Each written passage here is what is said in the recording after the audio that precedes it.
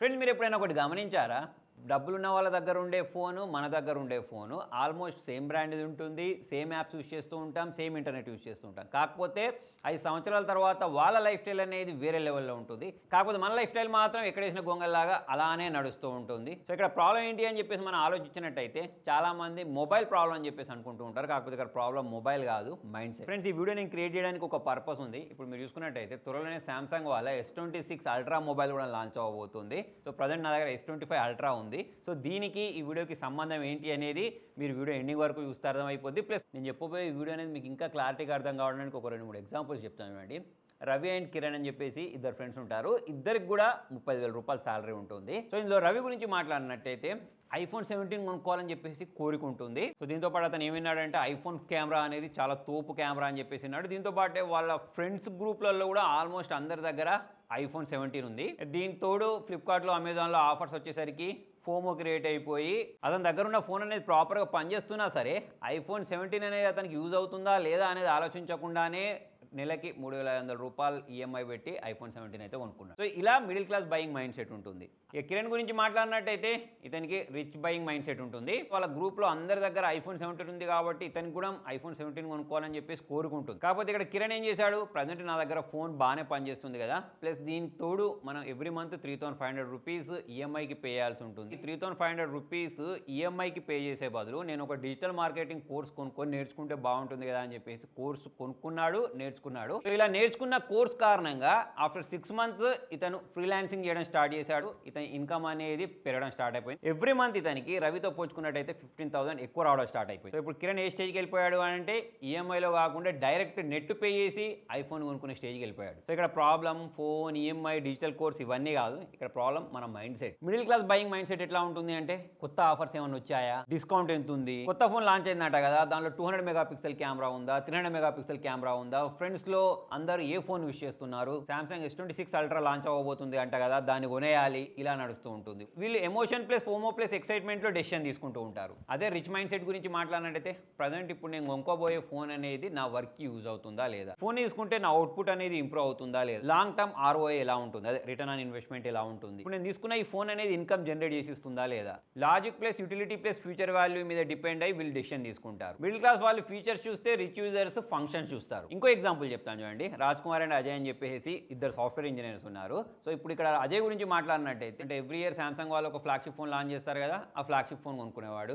2022లో వచ్చింది, 23లో వచ్చింది, 24లో వచ్చింది, 25లో వచ్చిన సామ్సంగ్ S25 అల్ట్రా వరకు ఎవ్రీ ఇయర్ మొబైల్ కొనుక్కోవడం. రీజన్ ఏంటి అంటే పాత వర్షన్తో కంపేర్ చేసినప్పుడు దీనిలో కెమెరా ఇంప్రూవ్ అయిందంట కదా, కొత్త ప్రాసెస్ వచ్చిందంట కదా. సో ఇటువంటి రీజన్స్ కారణంగా మొబైల్ కొనుక్కునేవాడు. సో అలా 3-4 ఇయర్స్లో మొబైల్స్ అప్గ్రేడ్ కోసమే 4 lakhs వరకు స్పెండ్ చేశాడు. దీని కారణంగా సేవింగ్స్ ఆల్మోస్ట్ జీరో అయిపోయాయి. ఎప్పుడు చూసినా సరే శాలరీ దారిపోవట్లేదు అని చెప్పేసి ఒక కారణం చెప్పడం స్టార్ట్ చేశాడు. అదే రాజ్ కుమార్ గురించి మాట్లాడినట్టయితే 2022లో కొనుక్కున్న మొబైల్ అనేది 2026 వచ్చే వరకు దాన్నే వాడుతూ వచ్చాడు. బ్యాటరీ డిగ్రేడ్ అయినప్పుడల్లా ఒక 2,000-3,000 రూపాయలు పెట్టేసుకొని బ్యాటరీని అప్గ్రేడ్ చేసుకునేవాడు తప్పిస్తే మొబైల్లో లాంచ్ అయిన ప్రతి మొబైల్ కొనుక్కునేవాడు కాదు. ఇద్దరు శాలరీ సేమ్ ఉండేది. అజయ్ అనేవాడు మొబైల్ని కొనుక్కోవడంలో డబ్బులను వేస్ట్ చేస్తూ ఉంటే రాజ్ కుమార్ ఏమో బిజినెస్ ఆటోమేషన్ నేర్చుకోవడంలో, మార్కెట్లో వచ్చిన కొత్త ఏ టూల్ సబ్స్క్రిప్షన్ తీసుకొని దాని గురించి ఇంకా స్టడీ చేయడం, ఇంకా నేర్చుకోవడం స్టార్ట్ చేశారు. కట్ చేస్తే 2026లో ఇప్పుడు లాంచ్ అయిపోయే సామ్సంగ్ S26 అల్ట్రా అయినా కానివ్వండి, సెప్టెంబర్లో లాంచ్ అవ్వబోయే iPhone 18 Pro అయినా కానివ్వండి, ఆ రెండింటిని కొలగలిగే డబ్బులు అనేవి ప్రజెంట్ ఇతని దగ్గర ఉన్నాయి. ఇక్కడ మిడిల్ క్లాస్ వాళ్ళు బోర్డం వల్ల ఫోన్ అప్గ్రేడ్ చేస్తే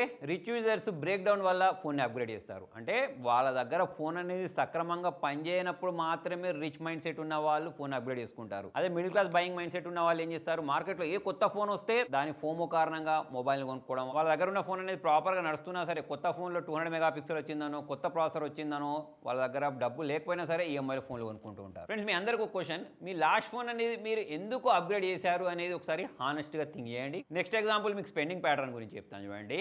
ఇప్పుడు దీనిలో కూడా ఇద్దరు ఫ్రెండ్స్ ఎగ్జాంపుల్ తీసుకుందాం. సురేష్, నరేష్ అని చెప్పేసి ఇద్దరు ఉన్నారు. వీళ్ళిద్దరు కూడా కంటెంట్ క్రియేటర్ అవ్వాలని చెప్పేసి ఉంది. సురేష్ ఏం చేశాడు, నా కంటెంట్ క్రియేషన్కి యూజ్ అవుతుంది అని చెప్పేసి iPhone 17 Pro Max మొబైల్ అనేది 1,50,000 పెట్టి కొనుక్కున్నాడు. రీజన్ ఏంటి అంటే యూట్యూబ్లో చాలా వీడియోస్ చూశాడు, బెస్ట్ కెమెరా ఫోన్ ఇది అని చెప్పేసి దాన్ని అయితే కొనుక్కున్నాడు. కాకపోతే వీడియో ఎడిటింగ్ నేర్చుకోలేదు, thumbnail క్రియేట్ చేయడం రాదు, వీడియో టైటిల్ ఎలా ఇస్తారో తెలియదు, SEO అంటో ఏంటో తెలియదు. కట్ చేస్తే 1 year తర్వాత 480 సబ్స్క్రైబర్స్ వచ్చి అతని ఛానల్ అనేది ఆగిపోయింది. నరేష్ గురించి మాట్లాడితే ఇతనికి కూడా కంటెంట్ క్రియేషన్ చేయాలని చెప్పేసి ఉండే. ఇతను ఏం చేశాడు, అతని దగ్గర కూడా సేమ్ అమౌంట్ ఉంటే దానిలో 35,000 రూపీస్ ఫోన్ కొనుక్కున్నాడు. మిగతా డబ్బుల్లో 5,000 పెట్టి వీడియో ఎడిటింగ్ కోర్స్ కొనుక్కొని దాన్ని నేర్చుకున్నాడు. ఇంకో 4,000 పెట్టి క్యాన్వా ప్రో సబ్స్క్రిప్షన్ తీసుకున్నాడు. ఇంకో 3,000 పెట్టి ఎస్ఈఓ కోర్స్ తీసుకున్నాడు. దాని తర్వాత ఒక మంచి మైక్ కొనుక్కున్నాడు. సో మొత్తానికి ఒక యూట్యూబ్ ఛానల్ స్టార్ట్ చేయాలి అని అంటే ఏమేమైతే అవసరమో వాటన్నిటిని నేర్చుకోవడంలో డబ్బులను స్పెండ్ చేశారు. కట్ చేస్తే 8 నెలలు తిరిగేసరికి 52,000 సబ్స్క్రైబర్స్ అయ్యారు. బ్రాండ్ డీల్స్ రావడం స్టార్ట్ అయిపోయి ఎవ్రీ మంత్ 40,000 ఎర్న్ చేయడం స్టార్ట్ చేశాడు. సో ఇప్పుడు అతను మంచి కెమెరా ఫోన్ అప్గ్రేడ్ చేసుకోవాలి అనుకుంటే అంత సరిపడా క్యాష్ కూడా అతని దగ్గర అవైలబిలిటీలో ఉంది. సో ఇక్కడ మిడిల్ క్లాస్ అపిరెన్స్కి స్పెండ్ చేస్తే రిచ్ యూజర్స్ లివరేజ్కి స్పెండ్ చేస్తారు. సో ఇక్కడ రిచ్ యూజర్స్ ఒకటే క్వశ్చన్ అడుగుతారు, మనం కొనుక్కునే గ్యాడ్జెట్ అనేది మనకు ఇన్కమ్ జనరేట్ చేస్తుందా, కన్జ్యూమ్ చేస్తుందా? ప్రతి దాంట్లో ఇదే క్వశ్చన్ అడిగి వాళ్ళు నెక్స్ట్ డిసిషన్ తీసుకుంటారు. దీంతో పాటే చాలామంది ఈఎంఐ కల్చర్ లేదా ఈఎంఐ ట్రాప్లో పడిపోయి కొట్టుమిట్టాడుతూ ఉంటారు. మీరు అందరు చూసే ఉంటారు. 40,000 శాలరీ వచ్చే వాళ్ళకు కూడా ఫోన్ ఈఎంఐ 3,500 రూపాయలు ఉంటుంది. దానిలో మళ్ళీ ల్యాప్టాప్ ఈఎంఐ ఉంటుంది ఒక 2,800. స్మార్ట్ వాచ్ కూడా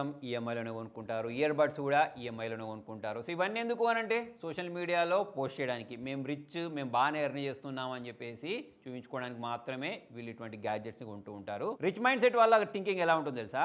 ఫర్ ఎగ్జాంపుల్ మీరు ఒక కారో, ఇల్లో, ఫోనో ఏదో కొనుక్కోవాలనుకున్నారనుకోండి, దానికి మనం అర్హులమా కాదా అనేది ఎలా డిసైడ్ అవుతుంది తెలుసా?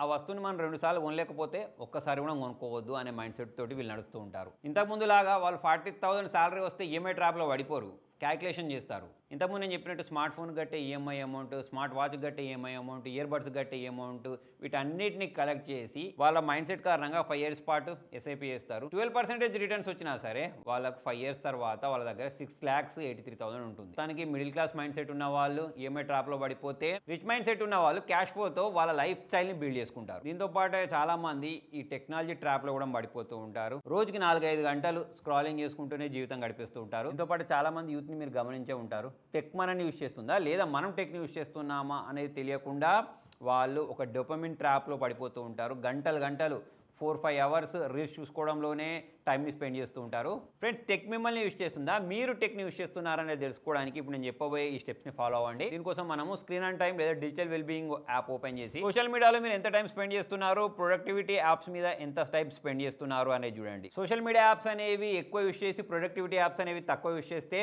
ఫోన్ మిమ్మల్ని యూజ్ చేస్తుందని అర్థం. ప్రొడక్టివిటీ యాప్స్ అనేది ఎక్కువ యూజ్ చేసి సోషల్ మీడియా యాప్స్ అనేవి తక్కువ యూజ్ చేస్తే మీరు ఫోన్ యూజ్ చేస్తున్నారని అర్థం. దీంతో పాటే వాళ్ళ దగ్గర డబ్బులు ఉన్నా లేకపోయినా ఈఎంఐలో ఐఫోన్ కొనుక్కోవడం లేదా పేరెంట్స్ని ఇబ్బంది పెట్టి మరి ఐఫోన్ కొనుక్కోవడం, దాన్ని సోషల్ మీడియాలో చూపించుకుంటూ ఆనందపడిపోవడం లాంటివి వేస్తూ ఉంటారు. ఒకవేళ మనం ఎర్న్ చేసుకొని మనం ఆ డబ్బులతోటి ఐఫోన్ కొనుక్కుంటే ఆ ఐఫోన్ వల్ల మనం డబ్బులు సంపాదించుకుంటూ ఉంటాం. ఈ ఐఫోన్ అనేది మన లైఫ్లో వాల్యూ యాడ్ చేస్తుంది అని అంటే కొనుక్కోవడంలో తప్పేం లేదు. లేదా మనకు చాలా సెక్యూరిటీ పరమైన ఇష్యూస్ ఉన్నాయి, ఐఫోన్ కొనుక్కుంటే మనం సెక్యూర్గా ఉంటాం అనుకోవడం, లేకపోతే మన పర్సనల్ డేటా అనేది అంతా మొబైల్లోనే ఉంటుంది, ఐఫోన్ కొనుక్కుంటే సెక్యూర్గా ఉంటుందని చెప్పేసి కొనుక్కోవడం, ఇదంతా వేరే విషయాలు. ఓన్లీ షో ఆఫ్ కోసం మొబైల్ ఫోన్ కొనుక్కుంటూ ఉంటారు సరే, వాళ్ళైతే పక్కా వాళ్ళ మైండ్ సెట్ని మార్చుకుంటేనే మంచిది, లేకపోతే ఇన్ ఫ్యూచర్ చాలా లాస్ అయిపోతారు. మీకు ఒక ఎగ్జాంపుల్ చెప్తాను అండి. వారన్ బఫెట్ ఉన్నాడా, ఆయనే 4-5 సంవత్సరాల పాటు ఒకటే ఫ్లిప్ ఫోన్ వాడాడు. ఎందుకు సార్ ఇదే ఫోన్ వాడుతున్నారు, అప్గ్రేడ్ చేసుకోవచ్చు కదా అని అంటే, నేను చేసే పనులకు ఈ ఫోన్ అనేది నాకు సరిపోతుంది అని చెప్పేసి సమాధానం చెప్పాడు. ఆయన గురించి మాట్లాడినట్టయితే ప్రపంచంలో డబ్బులున్న వాళ్ళలో టాప్ 10లో ఎప్పుడు ఆయన ఉంటాడు. ఆయనే 4 yearsకి ఒక ఫోన్ మారుస్తున్నాడు అని అంటే, ఇక మనలాంటి వాళ్ళ గురించి మాట్లాడినట్టయితే ఎవ్రీ ఇయర్ ఏ ఫోన్ వస్తే ఆ ఫోన్ మనకు అవసరం ఉన్నా అవసరం లేకపోయినా అది మనకు వాల్యూ ఇస్తుందా లేదా అనేది తెలుసుకోకుండా ఫోన్ని అప్గ్రేడ్ చేసుకుంటూ ఉంటాం. ఎప్పుడైనా సరే మనం ఒక కొత్త ఫోన్కి అప్గ్రేడ్ అవుతున్నాము, కొత్త ఫోన్ కొనబోతున్నాము, కొత్త టెక్నాలజీకి వస్తువు ఏదైనా మనం కొనబోతున్నాము అని అంటే ఒక 4 క్వశ్చన్ని మనల్ని మనం అడుక్కోవాలి. మనం కొనుక్కునే వస్తువు అనేది మన అవుట్పుట్ని ఇంప్రూవ్ చేస్తుందా, మనం కొనుక్కునే వస్తువు అనేది మన టైంని సేవ్ చేస్తుందా, మనం కొనుక్కునే వస్తువు అనేది మనకి ఇన్కమ్ జనరేట్ చేసి ఇస్తుందా. ఇప్పుడు మీలో చాలా మంది అడగొచ్చు, నువ్వు కూడా ఐఫోన్ కొనుక్కున్నావు కదా, నువ్వు కూడా సామ్సంగ్ S25 Ultra కొనుక్కున్నావు కదా అని చెప్పేసి. దీని గురించి నేను ఇంతకుముందు కూడా మీకు చాలా వీడియోస్లో చెప్పాను. ఈ ఐఫోన్ నేను కొనుక్కున్న తర్వాత దీనికి సంబంధించిన రివ్యూ వీడియో ఒకటి చేశాను. దీంతో పాటే నేను ఎక్కడైనా అవుట్డోర్లోకి వెళ్ళినప్పుడు దీన్ని యూజ్ చేసి చాలా వీడియోస్ క్రియేట్ చేసి ఇన్స్టాగ్రామ్లో పెడుతూ ఉంటాను, యూట్యూబ్లో పెడుతూ ఉంటాను. దాని నుంచి నాకు ఇన్కమ్ అనేది జనరేట్ అవుతూ ఉంటుంది. ఇది నాకు ఒక ఇన్కమ్ జనరేట్ చేసే వస్తువు మాత్రమే తప్పిస్తే దీని కారణంగా నాకు ఎటువంటి లాస్ ఉండదు. Same to same Samsung S25 గురించి మాట్లాడినా దీనికి రిలేటెడ్ నేను రివ్యూ చేశాను, దీనికి సంబంధించిన కంపారిజన్ వీడియోస్ చేస్తూ ఉంటాను, ప్లస్ దీన్ని యూజ్ చేసి వీడియోస్ని షూట్ చేస్తూ ఉంటాను. దీన్ని యూజ్ చేసి నేను చేసిన వీడియోస్ తోటి దీని డబ్బులు అనేవి రికవర్ అయిపోయి ప్లస్ ఇంకా ఎక్స్ట్రా ఇన్కమ్ కూడా వస్తూ ఉంటుంది నాకు. ఫైనల్గా మనం రిచ్ అవ్వాలి అంటే రిచ్ గ్యాడ్జెట్స్ని అడాప్ట్ చేయడం కాదు, రిచ్ హ్యాబిట్స్ని అడాప్ట్ చేయాలి. ఈ రోజు మీరు ఒక్క డెసిషన్ని చేంజ్ చేయండి, లైఫ్లో అన్ని వాటంతట అవే సెట్ అయిపోతాయి. ఇక ఫైనల్గా మీకు ఒక క్వశ్చన్ ఏంటి అంటే, మీరు లాస్ట్ టైం ఫోన్ కొనుక్కున్నప్పుడు మీ అవసరానికి ఫోన్ కొనుక్కున్నారా లేకపోతే ఎక్సైట్మెంట్లో ఫోన్ కొనుక్కున్నారా అనేది కింద కామెంట్లో రాయండి. ఇటువంటి మరిన్ని వీడియోస్ కోసం లైక్ చేయండి, ఫాలో అవ్వండి. Thank you.